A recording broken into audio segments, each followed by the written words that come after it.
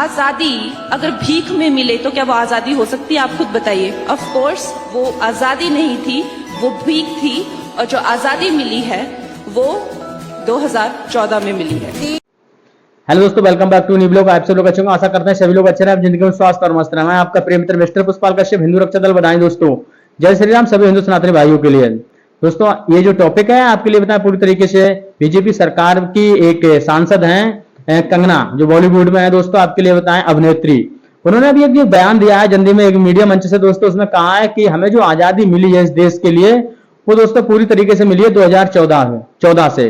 तो उनका कहने का मतलब यह है जिस समय 2014 में बीजेपी की सरकार आई थी या माननीय प्रधानमंत्री हमारे नरेंद्र मोदी जी जैसे ही बीजेपी की सरकार लेकर आए हुए थे 2014 में, तभी देश की आजादी मिली। और वो अंधभक्तों का कहना है दोस्तों, चाहे वो रिद्धि शर्मा ले लें, चाहे एक पत्रकार है बाबा करके उनका चैनल है दोस्तों, वो भी लड़की है, उसका भी चाहो आपके लिए हम बताएं, वो भी बस यही बात कहती है कि 2014 से हमें आजादी मिली है।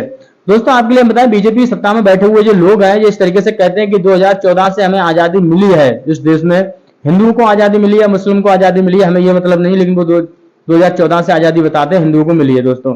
तो ये आपके लिए मेरा पूरा कहने का मतलब ये है, जो बीजेपी के लोग ही ये बात क्यों कहते हैं कि हमें 2014 से आजादी मिली है।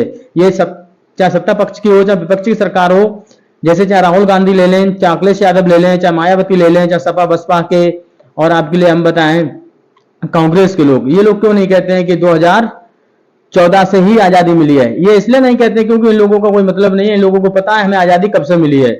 लेकिन जो बीजेपी में बैठे हुए अंधभक्त हैं, इनके सांसद हैं, इनके जो आपके लिए हम बताएं एमएलए विधायक हैं, वो लोग कहते हैं हमें 2014 से आजादी मिली है। तो दोस्तों इनका जो कहने का मतलब है, इस पर एक बहुत बड़ा ऑब्जेक्शन उठना चाहिए कि ये लोग उन लोगों के लिए क्या दिखाना चाहते हैं जिन लोगों ने हमारे देश के लिए आजाद कराया था। आपके लिए हम बताएं 1857 से लेकर और 1947 तक हमारा देश आजाद हुआ था। जो ब्रिटिश सेना से लड़ाइयां हुई थी, जिन लोगों ने बलिदान दिए थे, वो लोग कौन थे दोस्तों? तो दोस्तों वो लोग कौन थे जिन लोगों ने आंदोलन किए थे दोस्तों 1857 से लेकर 1947 तक दोस्तों? आपके लिए हम बताएं पूरी तरीके से। जैसे मंगल पांडे, इन्होंने 1857 की क्रांति शुरू की थी दोस्तों। इन्होंने बैराकपुर में ब्रिटिश अधिकारियों के खिलाफ बागापत का बिगुल बजाया था दोस्तों। आपके लिए बताएं पूरी। तो ये लोग कौन थे जब हमें 2014 से आजादी मिली है?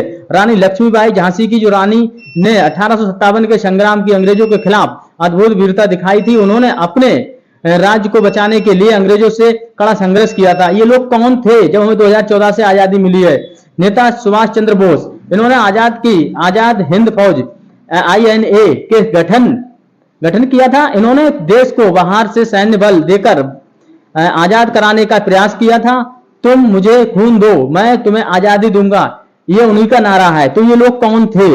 महात्मा गांधी जी दोस्तों, आपके लिए हम बताएं पूर्व, इन्होंने सहयोग आंदोलन, अभिनव अवज्ञा आंदोलन और भारत छोड़ो आंदोलन चलाया। इन्होंने दोस्तों आपके लिए हम बताएं अहिंसा के रास्ते पर चलकर देश को एकजुट किया। ये लोग कौन थे? मैं बीजेपी सरकार के बैठे हुए उन लीडरों से बात कर रहा हूं जो लोग कहते हैं 2014 में हमें आजादी मिली है। भगत सिंह, सुखदेव और राजगुरु, ये इन क्रांतिकारियों ने अपने देशभक्त और बलिदान से देश के युवाओं में आजादी की नई आग जलाई थी। ये दोस्तों कौन थे? ये कौन लोग थे? कहां के थे? इन लोगों ने क्या किया था देश के लिए? ये मैं उन लोगों से पूछता हूं, अंधभक्तों से, बीजेपी सरकार के अंदर जो बैठे हुए हैं विदाउट एजुकेशन, उनके हाथों में पावर दे दी है, जिनको यही नहीं पता है हमारे देश के लिए किन लोगों ने क्या क्या किया था। और सरदार वल्लभ भाई पटेल, इन्होंने लौह पुरुष कहा था, लौह पुरुष कहा जाता। आजादी के बाद इन्होंने सभी सियासतों को एक साथ जोड़कर एक मजबूत भारत बनाया था। चंद्रशेखर आजाद, रामप्रसाद बिस्मिल, इन क्रांतिकारियों की ब्रिटिश शासन की नींव हिलाने के लिए गुप्त रूप से शस्त्र संघर्ष किया था। अब मैं आपके लिए पूरी तरीके से बताऊं, इन लोगों ने देश को आजाद कराने के लिए बलिदान दिए थे। 1947 से पहले इन लोगों के बलिदान हो गए, तब हमारा देश आजाद हुआ था। तब ब्रिटिश सेना से हमें आजादी मिली थी। 200 साल तक ब्रिटिश सेना ने हमें गुलाम बना के रखा था। और ये कल के आए हुए लोग चिंदी चोर, जिन्होंने अपने बॉलीवुड डायरेक्टर प्रोड्यूसरों के आगे जिस्म परोसा है, और वो लोग आज इस लेवल पे पहुंचे हैं। और ऐसे गंदे लोगों के लिए बीजेपी सरकार जिस तरीके से टिकट देके सांसद बना रही है, ऐसे लोगों के लिए क्या कहना चाहेंगे आप ही बताइए। और वो लोग आज हमसे कह रहे हैं कि हमें 2014 से आजादी मिली है। क्या ये बात सही है या गलत है? आप ही बताइए। हमें 2014 से आजादी नहीं मिली है। इन लोगों ने बलिदान दिए हैं, फांसी की सजा हुई है, लाखों क्रांतिकारी सेनानियों ने अपना बलिदान दिया है हमारे देश को आजाद कराने के लिए। उन लोगों से मैं आपको लिए पूछना चाहता हूं जो लोग कह रहे हैं बैठ के सत्ता के अंदर कि हमें आजादी अभी मिली है। ये आजादी 2014 से मिली है।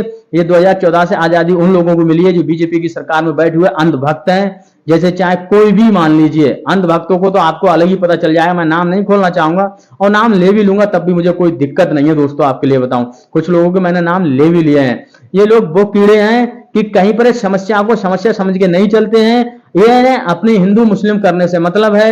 इनको चाहे एयरपोर्ट पे मिल जाए, चाहे ये आपके लिए जंतर मंत्र जैसे प्रोटेस्ट, नीट प्रोटेस्ट में भी पहुंच जाए, इन लोगों के लिए सिर्फ जो काम करना है वो केवल देश को बांटने का काम करना है और कोई भी काम नहीं करना है। इन्हें इसी चीज की ट्रेनिंग दी है। अब बात आती है आरएसएस संगठन। आरएसएस संगठन ने कभी भी हमारे देश के फ्लैग्स को एक्सेप्ट नहीं किया था दोस्तों। आपके लिए हम बताएं पूरी तरीके से, और ना ही इन्होंने अपने जो दिल्ली में बना कार्यालय पर झंडा फहराने का काम किया था। और ये दोस्तों पूरी तरीके से नहीं चाहते थे कि आरएसएस संगठन, जो आपके लिए पूरी तरीके से हम बताएं कि ये नहीं चाहता था कि इस देश के अंदर किसी प्रकार से देश आजाद हो। ये अंदर ही अंदर हर चीज को खत्म करने का कार्य कर रहे थे। कुछ लोग कुछ कर रहे थे, कुछ लोग कुछ कर रहे थे। कुछ लोग देश आजाद कराने में लगे हुए थे तो कुछ देश को बेचने में लगे हुए थे दोस्तों। आपके लिए हम बताएं, इन जैसे लोगों ने हमारे देश को कहां से कहां पहुंचा दिया। और मेरा कहने का मतलब ये, इतना जो कूड़ा कचड़ा भंगार भरी हुई है, ये सारी सत्ता पक्ष की सरकार में, बीजेपी की सरकार में भरी हुई है। क्या इन बीजेपी की सरकारी में इन लोगों को दिख रहा है कि हमारा देश 2014 में आजाद हुआ है? इनके ही लीडरों को दिख रहा है, चाहे सांसद ले लें, चाहे इनका पत्रकार ले लें, चाहे इनका आपके लिए बताएं एमएलए ले लें, चाहे इनका मंत्री संतरी कोई भी ले लें, क्या इन लोगों को दिख रहा है कि हाँ? अब बताइए कितनी बड़ी बात है। समझने का विषय ये है दोस्तों। आपके लिए बताएं, केंद्र का एजुकेशन सिस्टम, केंद्र का मतलब पूरे भारत का एजुकेशन सिस्टम एक बीए पास आरएसएस के एक व्यक्ति के लिए दे दिया, एजुकेशन मिनिस्टर बना दिया है। आप बताइए, क्या 9th वाला बच्चा आपके लिए हम बताएं इंटर वालों को पढ़ाएगा? आप बताइए मुझे। अरे भाई, इंटर वाला पढ़ाएगा 9th वाले के लिए या 9th वाला इंटर वाले को पढ़ाएगा? ये आप बताइए। एक बीए पास और एक आरएसएस संगठन का जुड़ा हुआ व्यक्ति को तुमने केंद्र में बैठा के एजुकेशन मिनिस्टर बना दिया। पीएचडी जैसी डिग्रियों को वो कैसे सबमिट करेगा, कैसे क्या करेगा? उसको क्या पता होगा कि हमारे देश के अंदर क्या एजुकेशन सिस्टम है?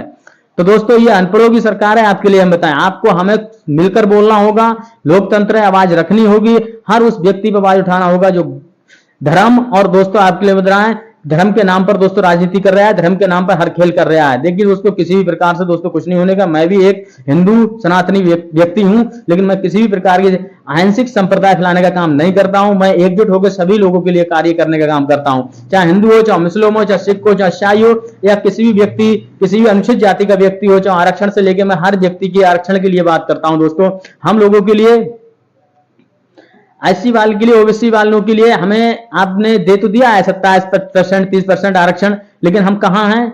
सारा आरक्षण का मजा तो आपके लिए बताया 7% वाले उठा रहे हैं। आरक्षण पे भी बात चलेगी किसी दिन, ऐसी कोई दिक्कत नहीं है। अभी मैं वीडियो का एंड करता हूं। जय हिंद, जय भारत दोस्तों। ब्लॉग के अंदर बने रहिए। और उन अंधभक्तों से मेरा कहना है जो लोग कह रहे हैं 2014 में आजादी मिली है, जिनको कुछ भी नहीं आता है, उन लोगों से मेरा कहना है, ये लोग कहां है, कहां के हैं जो लोग जिन्होंने ये देश को बलिदान दे दिया आजाद कराने के लिए? ब्रिटिश सेना से लड़े थे। अरे गुलामी क्या चीज होती है? आप तो गुलामी की सहार में पैदा नहीं हुए हो। आपके लिए हम बताएं पूरी तरह, तो गुलामी की बात ही क्या कर सकते हो? जय हिंद, जय